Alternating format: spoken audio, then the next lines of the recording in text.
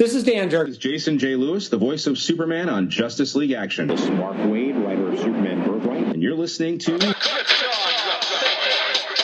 All Things Kryptonian podcast, including Superman and Supergirl. We discuss games, movies, cartoons, TV shows, and comics. Find us on Facebook, Instagram, YouTube, and Twitter.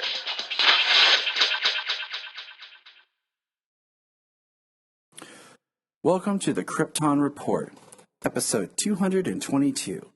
I am Tyler, the man of tomorrow, the Superman of blue, and with me is the man of muscle, the Superman of red, the man of steel, Mr. James Cole. Welcome, James.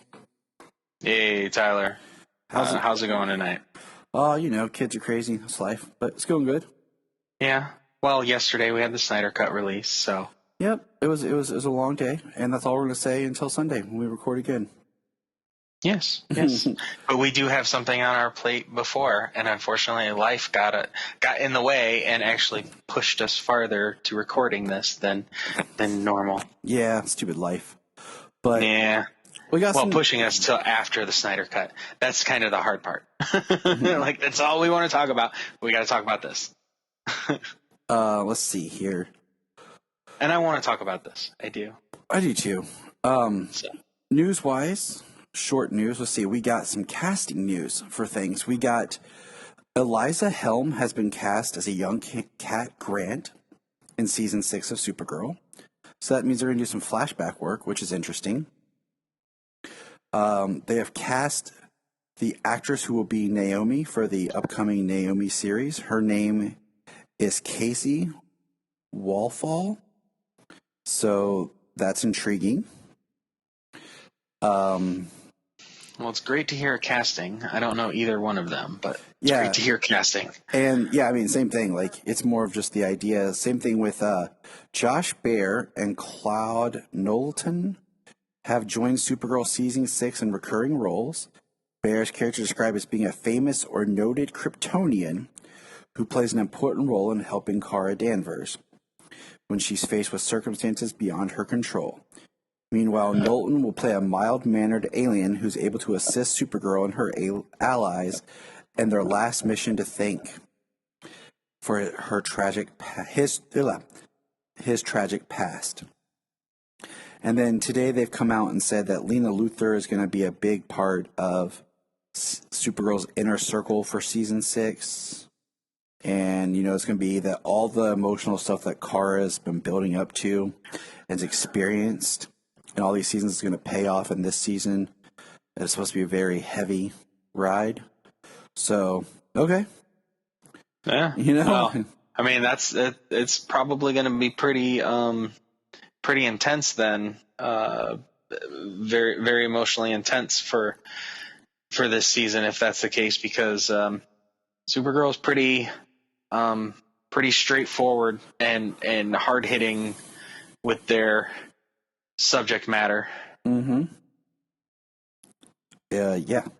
It's definitely like the most forward thinking show out of the CWDC, and all of them are forward in some way or another.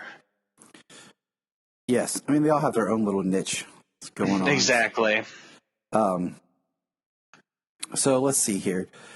We got, this is pretty bummer. Gotham Knights, the video game, will now not be released till 2022. Aw, that is disappointing. I just saw that today, which means, will they still release it like on PlayStation 4, like an Xbox 360, or are they just going to do a new gen release? Because originally it was supposed to be on both. And then PS4 and Xbox One, as well as 5 and Series. Yeah. Yeah. And now I'm just wondering, because that means I'll have to buy a freaking PlayStation 5. I want a Series X, but also I'm not in a big hurry. Just a number of months ago, 6-8 months ago, something like that. 8-10 months ago, maybe, I had to buy a new one because my original Xbox One died on me. So I had to buy an Xbox, but it was too far before the launch and everything else. So it's just, I just don't want to invest the money and only get like a couple of games right off the bat. There hasn't been enough games. They don't have enough games at launch anymore like they used to. And then, let's see. Other news, we got our first look at Eclipso for Stargirl. And he looks trippy, man. He looks like a freaking Lord of the Rings goblin.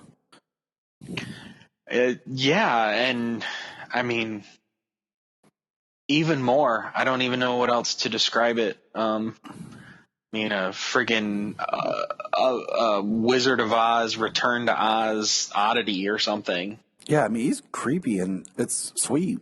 It's gonna be interesting to see what they do with it. I'm happy they're still filming that in Atlanta, and I'm hoping they keep the integrity of the show that we got before it just switched. Do we know if Supergirl's going to, or not Supergirl, if Stargirl's going to be one of those where it'll be streaming, like it'll air on CW then appear on HBO, or is it just going to be like straight CW and then HBO afterwards? Right. I have not heard specifically what the case would be. I mean, the production company, the production crew that got started on it was working with a different entity. I don't know if they're like, okay, so now it's working on this, we're gonna use one of our own crew setup, or if they would like, well, we'll let you guys continue doing what you're doing, and you're just on our side.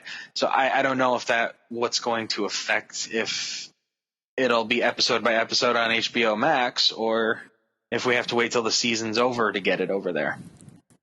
It'll be interesting, Kind of suck though if we had to wait. It would. It will. Maybe they'll do something like, I don't know. They're doing interesting things as it is right now, like the Superman and Lois, like with the extended stuff. Right. Well, it's the thing I appreciate about being able to stream these shows, and even these streaming shows when they release them weekly, is being able to get more than one viewing on some episodes, if not all episodes, before the next one comes out. Mm-hmm. So, so then if it goes up, is it just going to go? Would it go onto the CW app? Yeah. Streaming app. You know what I'm saying? Mm-hmm. Or would it be on HBO Max?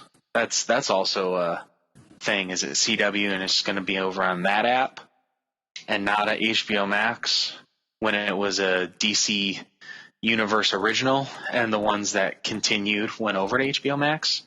It's kind of confusing over there in house.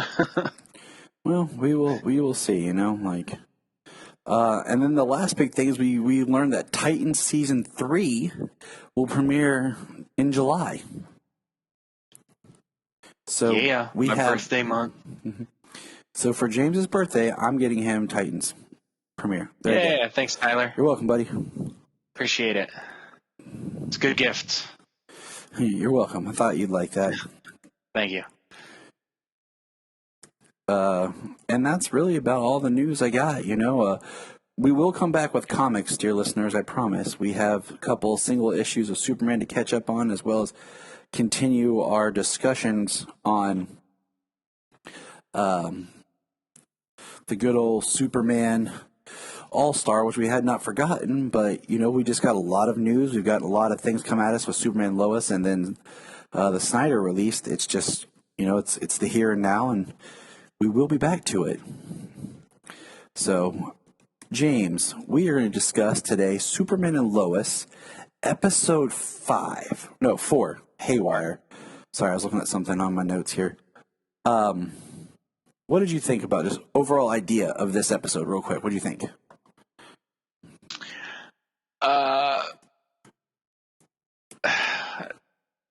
I mean, where to start? Overall, I enjoyed the episode.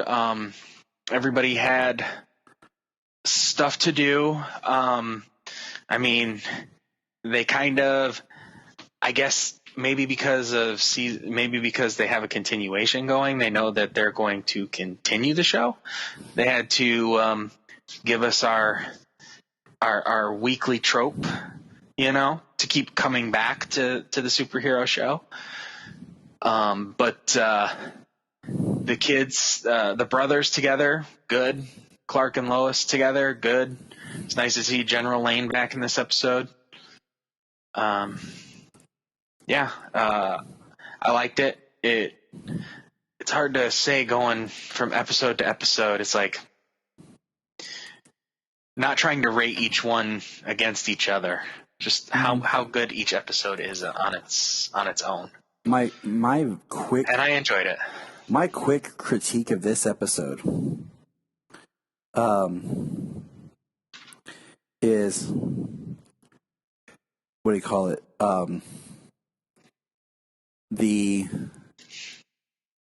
This is the first episode that feels more like a CW show. It has more of the hints, tropes, and like it's shifting into its groove of like the other CW type. Not that that's a bad thing. I don't want to take it as a negative, but this is the first one that feels like, okay, all right, I see what you're doing here. So that is my quick observation. Yeah, I can see that overall. I can see that overall, but they are still keeping up some of the quality of the cinematography and overall storytelling elements. Mm-hmm. You can see, like you said, the CW-isms coming through, but they're so far still doing well. Oh yeah, it's still doing great. I'm just saying, like I can see it, like where it's like, oh man, come on. Well, it's currently the only CW show I'm caught up on, and like Flash, I haven't even started. Black Lightning, I haven't even started, and Batwoman, I'm behind. I don't know, 2-3 episodes maybe. That is the one I've gotten behind on because I was watching it with Jania, and it's one of those, like, sometimes I feel like watching it, and sometimes I feel like that's like a chore. Like, it just. Well, my daughter enjoyed watching it. I had a good time watching it. My daughter enjoyed watching it, so we got to watch it together. So that helped. That's the important part. You're sharing it with your daughter, and like I said, I'm watching Batwoman with Jania, like when we can. You know what I'm saying? Because it's still that Sunday night thing where sometimes we forget, like, oh yeah. Black Lightning's become like my morning show when I'm getting up in the morning, like, 'cause it's just me by myself. And I think I'm one episode behind. I think the last one I saw was the big what do you call it, reveal of the casting switch that I didn't know was coming. So, did you know about the big switch? No. We still talking about Batwoman? No, in Black Lightning. Oh, Black Lightning. I'm sorry. I knew that she wanted to leave the show, but I did not know that there was a casting switch actually coming up. Yeah, so, spoilers, they basically write this really interesting plot where Jennifer, like, deatomizes, and then when they reassemble her, like, she comes out talking to them in, like, this machine, but she's a different physically looking person. Interesting. Like, and the episode ended where, like, she comes out, you see her face, and then it cuts everyone looking at her, and it just goes to black. And I'm like, okay, so that's how they did that. Interesting. And like I said, I haven't even started The Flash, but I did see an image scrolling through social media about somebody wearing some kind of weird helmet, and it said this is Ralph or something. Yeah. So yeah, that was weird. Like, I mean, spoiler people, but sorry, life happens. They have an exit strategy of Ralph and Sue show up, and like, so this past episode of The Flash, like I told Jania, is like, if I were to rewatch this, if I was rewatching last season of Flash, which was what, 6 or 7? I can't keep track anymore. It was 6, wasn't it? Yeah, it was. Yes. So if I were to watch season 6 and I was binging it, I would watch all of season 6 and then these first 3 episodes, because this past week's episode of The Flash was really the end of last season. They used the first 3 to really cap that storyline out, and next week's really, I think, where they're going to get going with what this season of Flash really is. So I would just do that, because they write a little thing where, I mean, I don't want to spoil anything for you, but they basically find a way of writing Ralph out, and I think it was just kind of weird, and they could have done better. I really think they could have done better, but let's get back to Superman and Lois. We diverged. I do want to catch up on the Flash. The Flash and Superman and Lois are my favorite too. You know, and it's very hard to compare a show that's been running for they're in its 7th season compared to a show that's in its first season. I just think that's not fair. Like, you know, I think it'd be fun one day, like over like a break or something, where we go back and like watch all the pilot episodes and just kind of discuss like impact and feeling just from the pilot of all the different series, because that's really where you're like, am I in the show? Because I feel like it's very hard to compare. Like, yes, the new show is fresh, like and a show that's been on for 7 or 8 seasons has a little bit more weight to it. Yeah, absolutely. And they've done so much, and they got to try and keep it new and fresh. And so, yeah, it's you can't really compare the two when it comes down to that. But those are my shows. So. Yeah, definitely. I mean, obviously, Superman and Lois. This is a show I anticipate every week. So after this week, it's going to suck that it's going to be gone until May. I really hate the hiatus stuff. Like, you kill the momentum. Just like, I feel like even though they stopped Crisis, like at a good point, I feel like you kind of killed the momentum of Crisis by, instead of just giving them like a big, powerful week of 1 episode a night for 5 days. Like, and that's where I feel like you're building this show up, man. People are talking about it. It's trending. And you're just going to kill it. Yeah. I mean, it's there, over they and for Crisis, I mean, that was over a month. Yeah. So, and this is going to be 2. But, I mean, it's hard to say that's what they're doing, because it's what they're doing again. This year is extenuating circumstances with COVID and the pandemic, but yeah, it's not actually anything new over at the CW. Oh well. We live and we get our shows. Yep. Excuse me. Apologies. Oh, really? We're like exhausted. So let's get into this episode.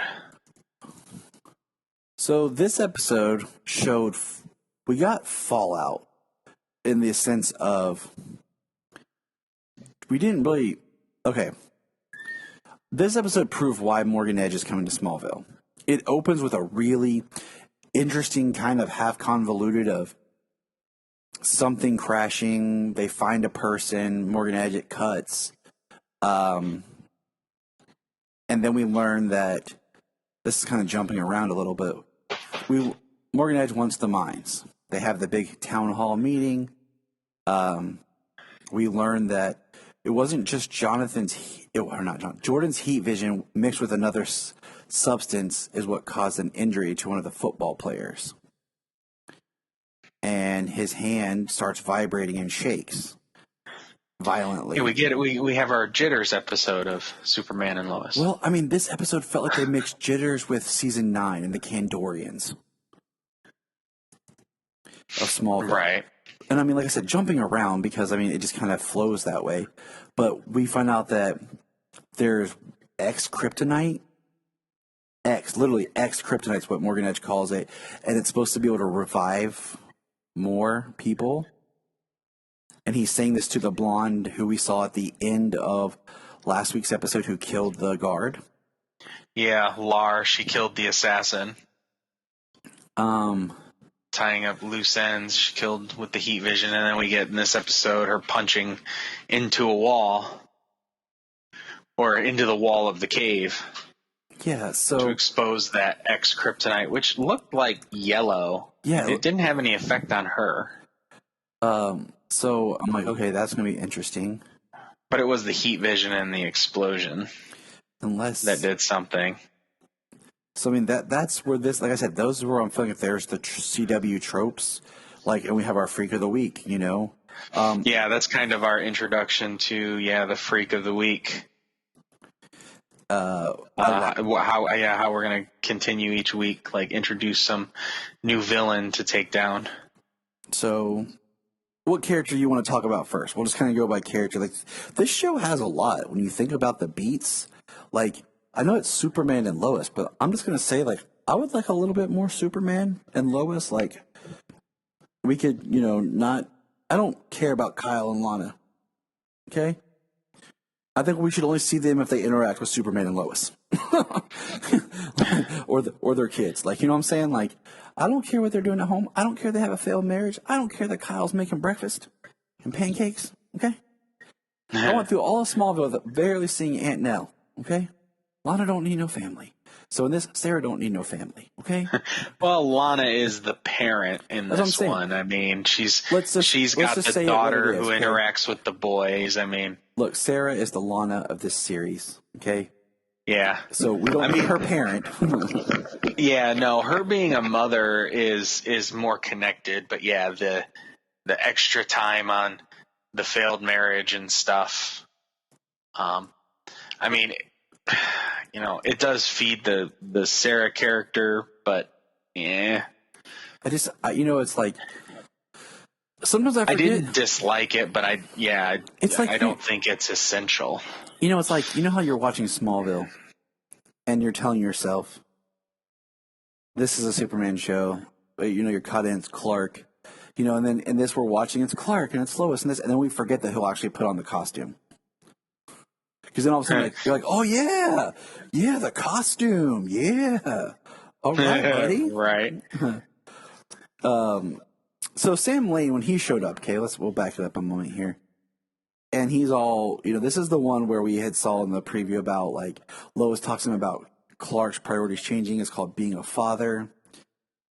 Sam brings up a good point about the fact that Clark's absence is being noticed by the criminals. That they drop Intergang's name, that they're more active, that they're starting to move bigger prisoners out from Metropolis because Superman's not there patrolling. And they're moving Kilgrave. Do you remember, so I kind of blanked on this villain, because when I hear Kilgrave, for some reason my first thought was, the Purple Man from Marvel, and I was like, wait, that's Marvel. And then when they show the actor who's playing Kilgrave, I'm like, that's Parasite from Smallville. That's that creepy guy from Arrow. Yeah. I'm like, he's already been in the Arrowverse as somebody, man. Get out of here. Right. This is true. He is a good actor. Oh yeah. I mean, I've seen him. It was nice seeing him. I liked the part he played. Kilgrave. First thing I thought of was, yes, the Purple Man. And no, not just any Purple Man. Anytime anybody thinks about Kilgrave, because of the name Kilgrave, especially, I mean, it's from Jessica Jones season 1. It's what was his name? Is that Matthew Tennant? David Tennant. Yeah. Who played that character? That's why we think of Kilgrave, because he was such a standout one. I have very, very limited knowledge of Thaddeus Kilgrave. Mm-hmm. That's what I was like. I was thrown off. I was like, wait a minute. I don't know everything, people. Before everyone starts trying to crucify me, okay? And I know a lot. Okay, and I would probably know more if I didn't have a wife who wants to spend time with me. Okay, because I do devote time to my wife. Okay, there are friends that I know that have way more knowledge and spend a lot more time podcasting, and I'm not sure how their wife hasn't smacked them yet. Or maybe she has, and I just don't know it. You know who you are. Absolutely. I love you, buddy. Hope everything's okay, if you're listening. Yeah, so I knew the way they emphasized the character, and I know I'd heard the name before, outside of Jessica Jones. Mm-hmm. So, like I said, but that's it. A passing name I've heard, a name I've heard. That's all. But yeah, Sam Lane was interesting in this episode. Definitely his priorities. Clark points out the parallels about them both being drawn to something and like that responsibility. Because what is the word? Duty that they share. Because Sam says something about his job, and Clark's like, it's not a job; it's a sense of responsibility, A calling. Yeah, and that kind of puts, Sam kind of a little bit more in his place. Like, we are similar, but I am not you. Kind of moment. So, yeah, and it's at this point, we get Sam Lane, like if he's not dedicated to Sam Lane's beliefs here, he's got to create a contingency plan. Like if he doesn't think that his sense of duty and responsibility to being Superman outweighs everything else. Yeah. And to being this keeper of the peace, like, and we know that he's got kryptonite. Yeah, we do. And because at the end, like I said, we're exploring Sam Lane right now. Like the end, he has that thing where he creates protocol and he calls it 4311 Project 7734. Whatever the hell thing is. Which is actually something from the comics that Sam Lane had implemented for protecting Earth against aliens. But it was a military thing as opposed to like, well, I mean, we had the DEO, Department of Defense. Yeah, this is Department of Defense. This is like, national security stuff. I mean, he's a 4-star general. This is highest level. Mm-hmm. So. Let's see. So if we move that Clark, let's go to Clark now. Let's do his. I like seeing Clark, as fun Coach Clark. That was cool. He was out there working things. Because that ties back into Sam Lane finding out that Jordan is playing football. Because he's there. He's like, oh yeah, I'm here to see Jonathan. Blah, blah. And he's like, why is Jordan? And then Sam immediately thinks Jordan has powers. And he starts with the whole, he shouldn't be doing this, blah, blah, blah. Clark, defends their decision. Part of why Clark is there, and I really like how Clark and Lois, their priority is their family, and trying to balance the responsibility and the sense of duty that they both have, that they both share in the world, with their responsibilities, their duties as parents. Mm-hmm. But, like, it's an equal balance, and that's something that her father can't deal with. He doesn't know what to do. Yeah. He's inexperienced. You know what? Something we didn't talk about, and it ties directly to talking about Clark, is General Lane. He tells the boys that Clark being Superman takes priority above all. Yes. that they can't call him, that they can't call their dad, or they can't talk to their dad because he has a higher responsibility, a higher calling. When their dad is distracted, lives are at risk, which plays into when the football player, who was it a running back? I didn't catch the No, position. he's a receiver. Receiver, okay. Is having problems, and we have another person on the team that's picking on him because I guess he's poor. We really don't explore that, but he says some things about, like, you can't afford a hamburger. How can you afford furniture? Yeah. And we see that in the locker room, or at the party that they're all out after the football game, he's like shaking and everything, and the boys are trying to explore, okay?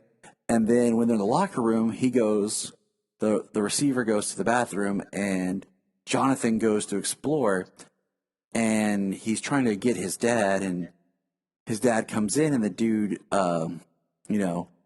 Clark says, "I gotta go," and he leaves, and then, the guy doesn't have his cast on anymore. And then later, when some things are going down where he's really jittering, Jonathan and Jordan go off on their own, and they're like, "We can do this, we don't have to call for dad."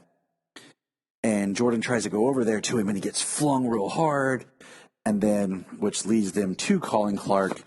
And when Clark arrives, he's like, "Why didn't you call me sooner?" Which then leads them to calling out Sam. Yeah. Everything's tied together pretty well in this episode. And then Sam being there and Clark, Superman, needing to supervise Thaddeus's transport. He wasn't doing that. He wasn't supervising. And because of his son and Tag, who was the receiver, in the bathroom, he couldn't leave immediately, and he missed out on him. And then he was out searching when he was supposed to be going to the town meeting to talk about his position and about Edge coming into Smallville. And he didn't make it. And that, in turn, upset Lois. But Lois, and it was really good too, because Lois, she's upset, she's angry, she has every right to be, but she also knows that she doesn't because of who he is. And I like what she says when she's like, "I don't mind you missing the family dinners, the date nights, the birthdays, anniversaries." Yeah. But this type of thing is when she's counting on him. So I mean, it's pretty impactful. Yeah, and then she goes out to drink with Lois, or she goes out to drink with Lana, have drinks with her, which was a nice scene between the two. Right. Like, I was like, okay, like, it would be kind of interesting to see this kind of dynamic, because I mean, it's also, we don't know the depths of the Clark-Lana relationship that they had. Like, yeah. Well, she does. I mean, in this episode, she says that Clark is her oldest friend. They've known each other their entire lives. And see, now what helps to impact the Lana home scene, like the scene that she kind of has a nice moment with Kyle in the kitchen during breakfast and everything.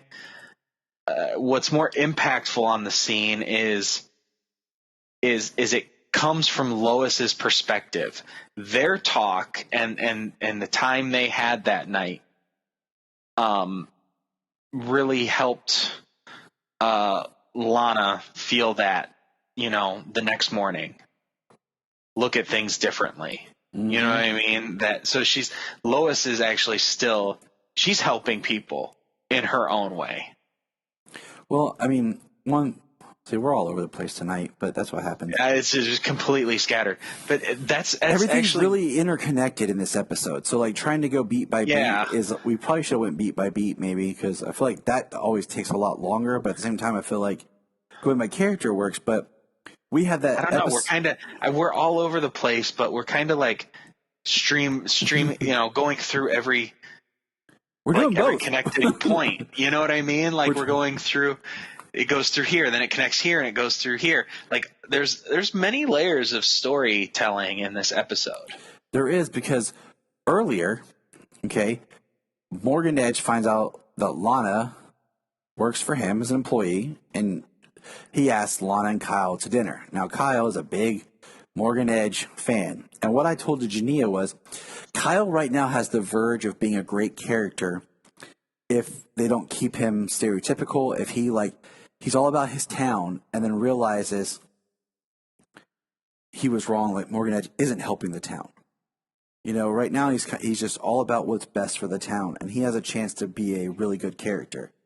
I think that when people start to come up missing, and certain things start happening and changing in the town, I think he's going to be more on the side against Edge, questioning at least Edge's involvement, because the things start picking up after Edge has entered.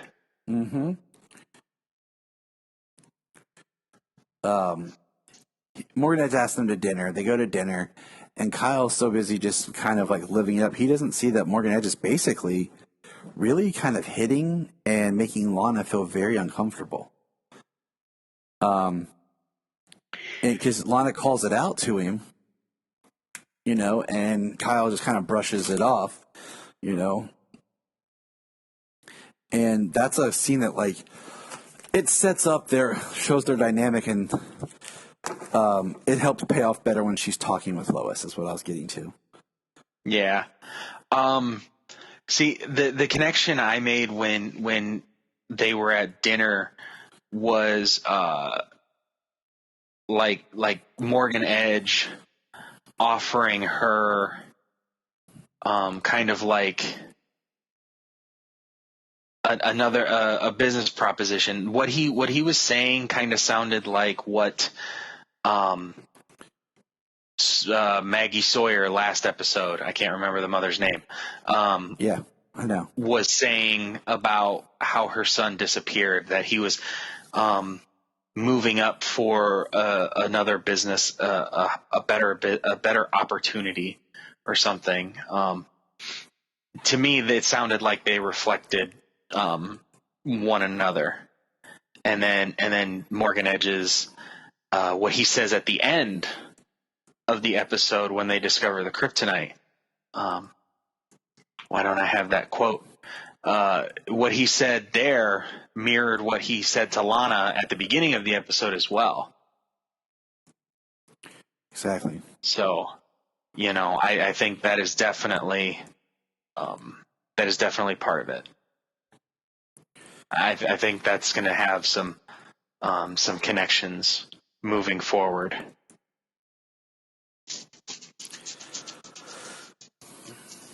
So back to Kilgrave, you know, to kind of back it up, because that's kind of where that thread goes. Till we get back to Lois. Now let's go to Lois real quick. So if we go to Lois, we can go to Kilgrave and then I think go to Lois. What their because that's the last scene, the last interaction with them before the end of the episode. So let's talk about Thaddeus right now. Okay. You know, he basically gets broken out of the transport. Superman goes. He said he wouldn't babysit, but he would be there if they needed him. And when he gets there, there's like a little device that says, you know, "See you later, Big Blue," from Thaddeus. You know, Superman tracks it down and gets into a really pretty intense like fight at the park, where Thaddeus hits him with a type of like, what would you say, like it impairs. I forget exactly what he said. It was some kind of sonic device. Like intense sound waves. Kind of think those big things on the Humvees shooting at the Hulk. Yeah, because like his from ears, Incredible like, Hulk. we actually see what it looks like. You like we see Superman's ears are like getting red hot, and he's like on fire, and like he's in pain. And he's down. I was like, oh man, I was like, that's the worst. That's terrible.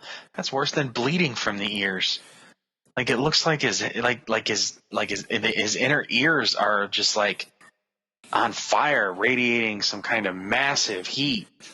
And it's in this scene that it's cut between the boys debating whether or not they should use the device and call their dad. And, he hears it go off. And what I love is he hears his boys in trouble and he just claps his hands hard and sends a shockwave and knocks everybody else out. And then he, says to Sam, Kilgrave's down, come get him. And he takes off to help his boys. And when he gets there, the football players with the jitters, Earl Jenkins, he sweeps down, grabs him, and takes him into space. And he says, the air's thinner up here to help calm you down. And then he just takes him above the clouds. And I'm like, that's my soups, like non-violent, he calms him down. And then he says, like getting him some help. And that's what leads to what took you guys so long to call for me? And what causes Sam Lane, his little issue. So, I mean, it all ties very tightly together. Yeah. And so we get to one of our last scenes, because we discussed, Project 7734, which is like the very end of the episode. One of our last scenes is, Jordan lures Lois out to the barn. And of course, she's asking all these questions, what could your dad possibly need my help for out in the barn? And he said, won't you stop being the investigative journalist and just, I don't know, be surprised? And, and, she goes out to the barn and Clark's got all these candles lit and he's dressed up in a suit. He's got a little dinner for them in the barn. And they have a nice moment. Every morning she's the first thing in his head, and every night she's the last thing, and that he couldn't do everything he does as Superman and with her father and for the world and with the boys if it wasn't for her. So it's very nice. And it goes, this is when General Lane calls in. And it's kind of because in this episode, he's throughout the entire episode. And before Lois goes out to have her drinks, she's like, you are who you are. But with the boys, with her dad in his ear all the time, like, and everything that's going on and him not getting to the vote, she feels low on his priority list. Mm-hmm. And they had a really great interaction too, the way they spoke to each other about that. Because she says, I'll feel like crap for feeling this way in the morning because I know. Yeah, she said, which I know I'm going to regret saying, but yeah, at the moment that's the way she felt. And so, but their interaction was really good. I like the way that they talked to each other. In their marriage, and they had a really good talk in the barn, and then General Lane called her to give Superman the heads up of something happening, and a nice little thing there, no, Lois went to the bathroom when she's sitting right there listening, and then Superman goes to do his thing, and she blows him a kiss goodbye. It's a really nice scene. I really like their relationship interactions this episode. I do too. The contention, the argument, which really wasn't a fight, really wasn't an argument. They were just displeased with each other, but they talked so well. It was really good. The one scene I was going to mention that we didn't is when Lois confronts Morgan Edge with his blonde Lar security guard in the tunnel, because so backing up, Morgan Edge is threatening he won't allow the paper to run Lois Lane's stories because it's a conflict of interest, because of her contract where she quit. and he's threatened to sue her. Now, I thought about this. When I worked for Verizon, I had in my employment contract that I could not quit Verizon and go work for another cell phone company selling phones, that they could actually sue me if I did. So, I brought that up to Jania. It would make sense that in those contracts, because they would have had to probably sign new contracts to work at the Daily Planet when Morgan Edge bought it, he would put that in there, that she's now working for another rival paper. That's probably somewhat of a standard business practice. Well, yeah. I mean, if you think about it, if Verizon, in my sense, trains me on how to sell mobile phones, how they all work, all this stuff, and then I jump ship, take all that knowledge, and go work for AT&T. It's like they train me, and Right. I just now plug in my knowledge to the AT&T price bracket. Right. And I can talk about how Verizon works compared to AT&T and puff up AT&T. So yeah, it is. It's probably for salesmen and stuff like that. It's probably just standard. You know what I mean? The people they probably are looking at for that are probably like your high level, business managers and different things like that. Mm-hmm. So I was wondering how long it's going to be, till Morgan Edge buys the local paper. Well, that's a tough thing. Like, she went to the paper to write this, and she was a journalist for another paper, and now she can't even get anything she writes printed currently until they situate the legalities of her contract. Yep. So I don't know how they're supposed to afford this farm when he's working as a coach for free. Yeah, it's just her. And I mean, she honestly, can't even work. Here's my she thing. Can't even write. I like how in Superman Lois, they slipped in why there's debt to the farm because of what Martha did. I like that. Yeah. Because I really got tired all the time. Like even in Justice League, like why are they still paying on the farm? And Jania's like, well, they probably got a second mortgage. I'm like, okay, like I don't know how all that works if you like already like paid off your house or whatever. They had a loan because how many times did they try to sell the back 40 in Smallville? Okay. Right. Well, like you think about it. I mean, a family farm, how many generations was it in just Man of Steel and Justice League? Like if that was the house that they bought, at least two. That's a 30-year mortgage. You know what I mean? Should they probably be getting close to paying it off? Yeah.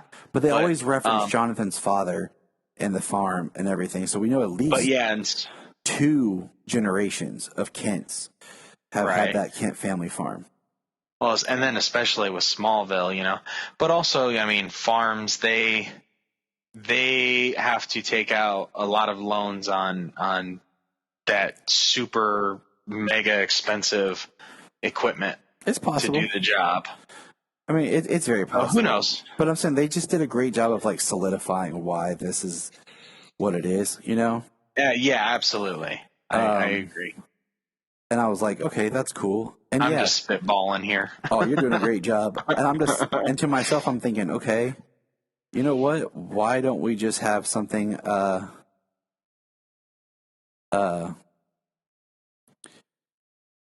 something like Clark doesn't need money. Okay. We saw him turn a piece of coal into a diamond. Okay. Clark also has rich friends. Okay. I won't name any individual names, but I'm pretty sure that if he's like, hey, bro, can I just, get some money and pay this off? Sure, man. Right. Or through some financial means like, oh, it's magically paid off from an anonymous donor. Yeah, exactly. Like Superman and Batman, Apocalypse, the animated movie. that graphic novel when he's like, bill me for the, was it $50,000, $500,000 computer or something? Yeah, he's like on a reporter's salary. Like, but Superman didn't seem too worried about that. Nah, because Bruce will just eat it. Yeah, right. he's like, you got this, Bruce. Yeah, it's hidden in the Wayne budget somewhere. But yeah, that's just one of those things. I'm like, okay, Clark's. I mean, maybe they have some savings. That's what I'm kind of going with right now. Like, they got savings. Yeah, absolutely. I mean, they should be. I mean, they should potentially be in their early 40s here. Well, I like very late 30s. I'm saying late 30s. With establishing that Kryptonians age slower, Tyler can look younger and be older. Oh yeah, absolutely. I was talking to someone on Twitter, like, could potentially be a 50-year-old man and still look like he's 28 years old. I was talking with a person on Twitter. We were joking about how they try to pass Tom Welling off as like 14 in the first season of Smallville, and I'm like, in all reality, it should have been like a 10-year-old playing Clark and saying he's 14 because of the Kryptonian aging process. Absolutely. Clark should have been the smallest boy just because he's aging so slow. Right. Yeah, considering. Yeah,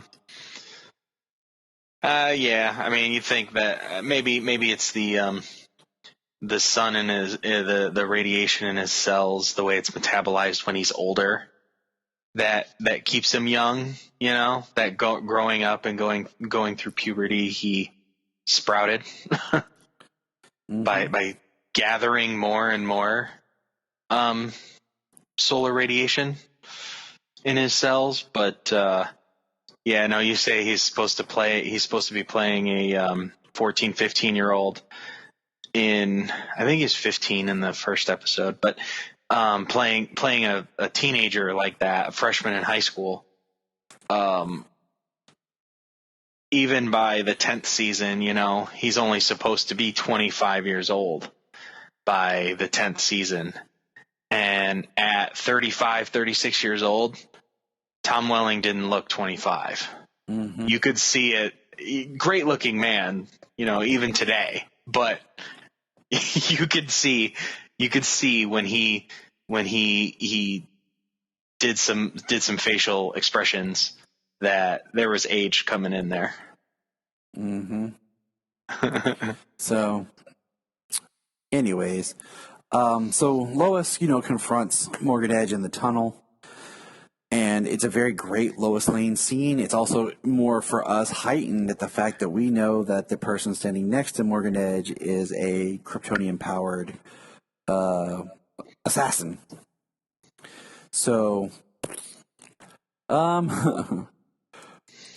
yeah, Lois could have been. I can't wait to see that. I can't wait to see that on Unravel. Lois could have been, dead and buried in the mine. Yep. Lois Lane disappeared in the Schuster mine, because like she literally tear down a wall and put her in a wall and then just seal it right up. I like that we're getting a lot of like representation with the Schuster mine. I feel like it's, it was what, Schuster University in Superboy, and I believe so, yeah. And then we got Seg-El as, for Siegel in Krypton. So I feel like it's getting kind of spaced out, but I think we need a Jerry or like the restaurant they should be at, the diner should be like Jerry's Place or something, Right. When are they going to bring Krypton to HBO Max? Can you tell me that? I don't know, but it's on CW Seed for free. Oh, yeah, I did see that. So that makes it nice for people to catch up. And I just wish HBO Max would just give us like a Krypton made for streaming movie to kind of wrap up the storyline that they left us on. Yeah, they left us hanging on quite a cliffhanger. I would love to see, and you can't, not every show, number of shows have in the past, but get picked up by another network, And there was another sci-fi show that was got Stargate. picked up by SG-1. Prime. Oh yeah. I was about to say Stargate SG-1 went from HBO to Sci-Fi years ago. Oh, really? Yeah. Oh, I didn't know that. The first 3 seasons of Stargate SG-1 was like more dark, and my mom had them all and everything, and then it went to Sci-Fi, and Got your typical sci-fi budget 90s late aughts or early aughts show. Yeah. And what do you call it? I think, with the property being what it is, I mean, it's still in the Warner Brothers DC house, that Krypton coming to HBO Max would be pretty sweet, but I just don't want to be one of those people, because I get tired of everyone's like, man, HBO should do this series or Netflix should do this series, and I'm like, everybody wants a streaming service to pick up their show, and I get it. Like, I truly do.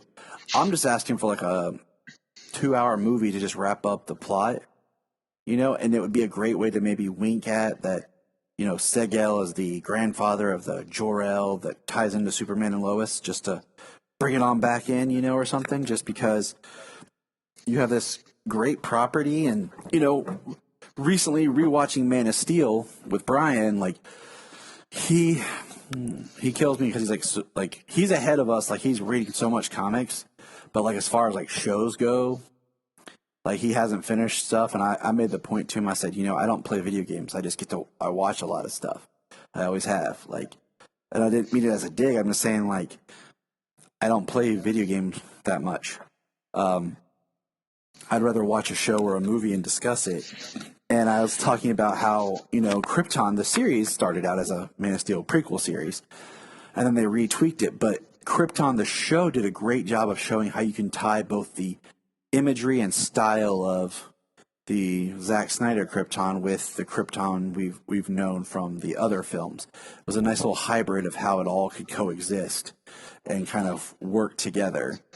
Yeah, other films, other shows, like, so I think it was a pretty good amalgamation of so much Superman and Kryptonian mythology from all different mediums.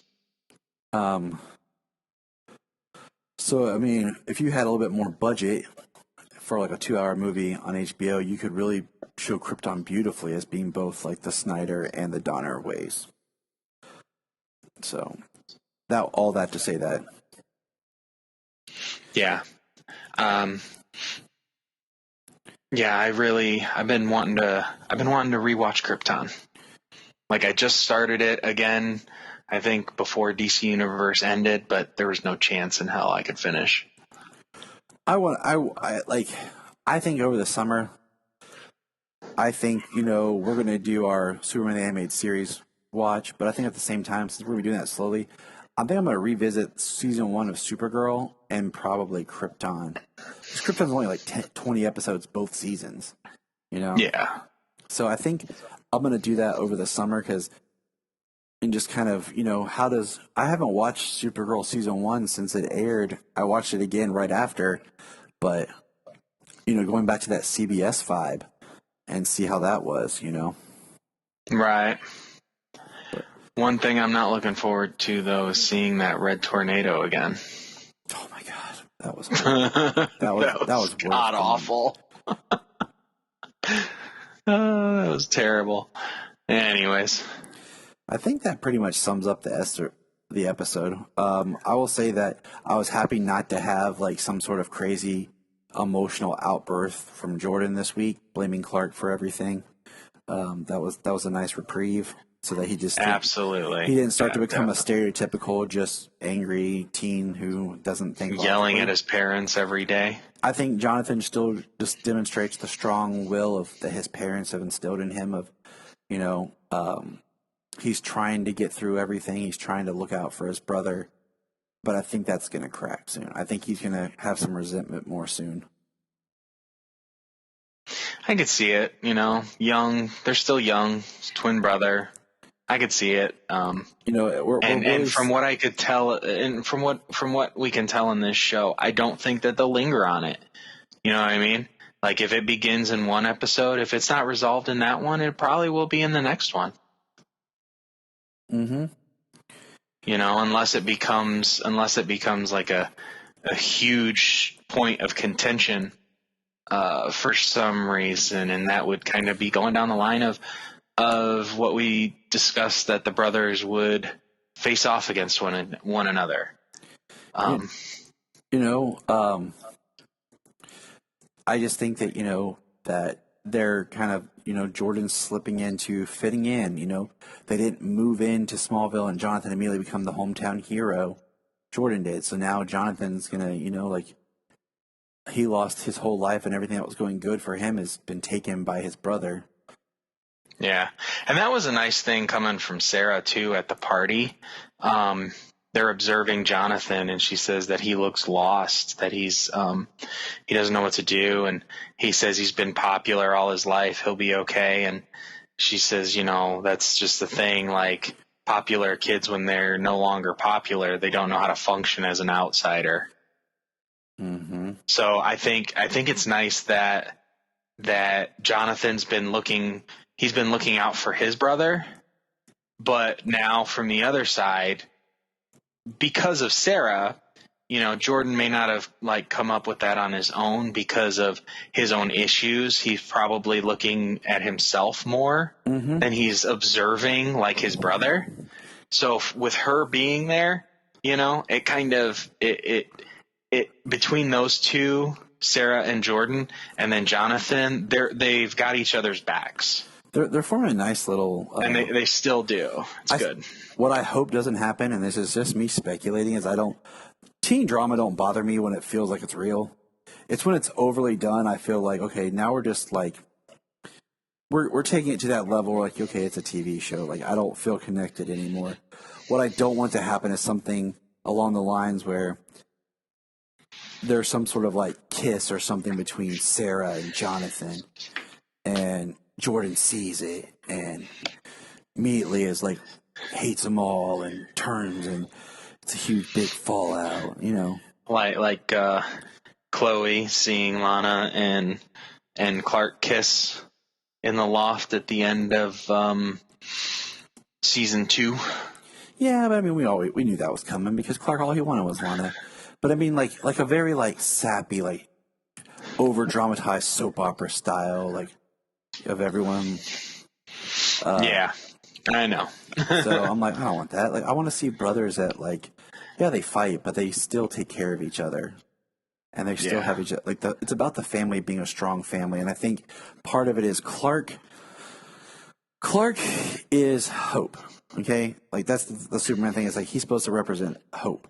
And I think that Smallville has lost a lot of its hope, even more so with the death of Martha.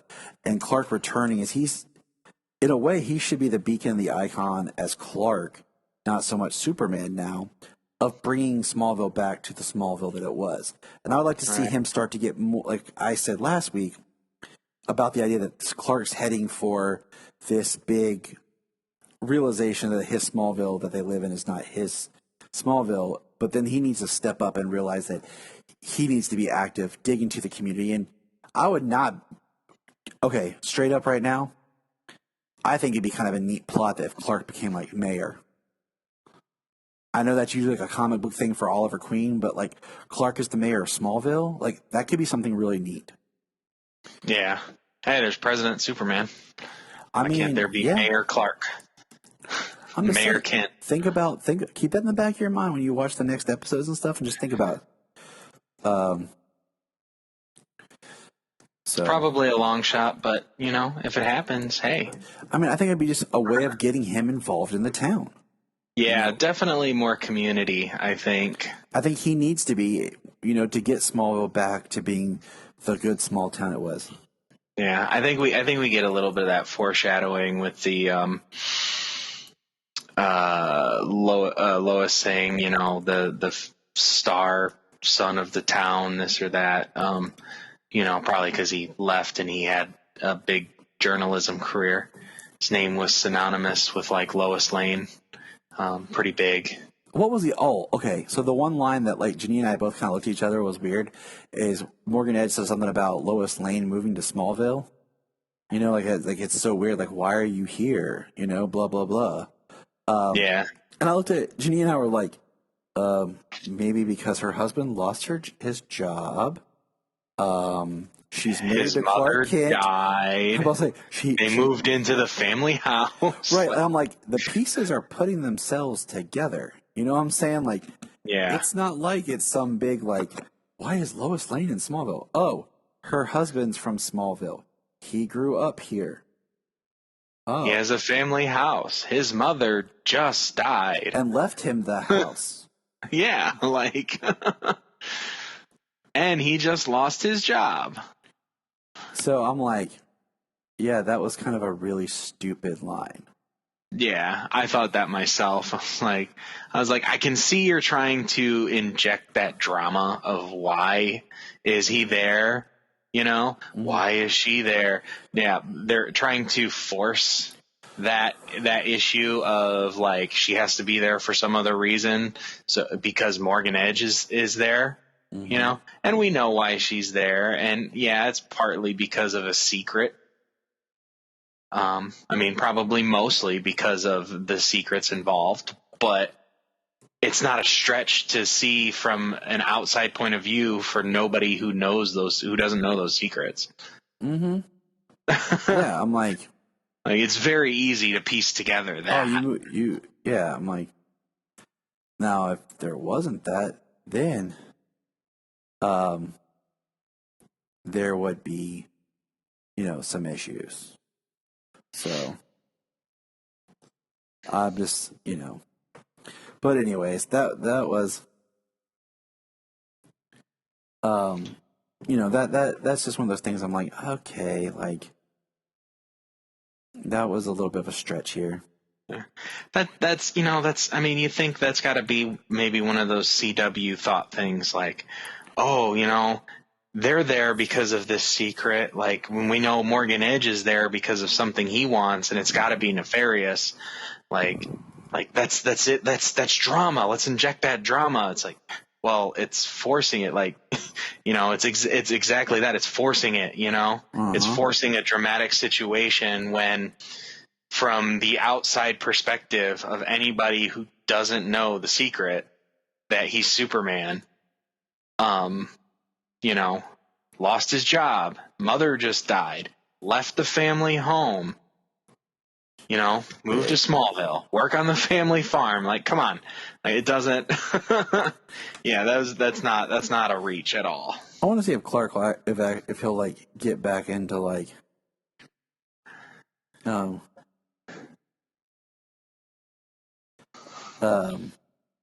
what do you call it? If he'll actually start running the farm again. Right. So, all right. Anything else? We got it all. Like, oh no, good episode. Still a good show. You know, little nitpicks here and there. Nothing to be concerned over. yeah. I mean, I liked it. Like I said, it's just the first episode because of so much of the way it was paced. It felt like, oh, it's on to the CW now. I like the way you described it early on, though. Yeah, it is the Fallout episode. There's the fallout of Superman not being in Metropolis, the fallout of Luthor talking to General Lane, General Lane's perspective on why they moved out there, the kids. I feel like, you know, the past, you know, episodes have all been like set up to this one. This one really kickstarts the subplots more, you know? Yeah, it's good. It's good. They definitely have driven it, steered it well for 4 episodes. So, I'm looking forward to our next episode this coming Tuesday, and see what kind of, I don't know, mid season, I guess you could say, even though it's like a third of a season, cliffhanger that they'll probably leave us on. Yeah, I mean, it's just one of those, like, it's going to be interesting because, you know, it's going off, but yet what we get is Supergirl. So it's like we're still getting our Kryptonian fix, but at the same time, it's like I really want at some point there to be some sort of reference of Supergirl and Superman, existing. Like at this point, we're a few episodes in, so some dialogue would not be too much to ask for. Yeah, definitely. What I hope within the first few episodes, maybe there's some kind of dialogue like, yeah, Clark, like what? Clark lost his job at the planet, and they moved to Smallville. Like, yeah. So, all right. Well, from us here at Krypton Report, enjoy the listening, enjoy the show, and we will be back soon with talking about Zack Snyder's Justice League. Yeah. Look up in the sky. Look up in the sky. Look in the sky.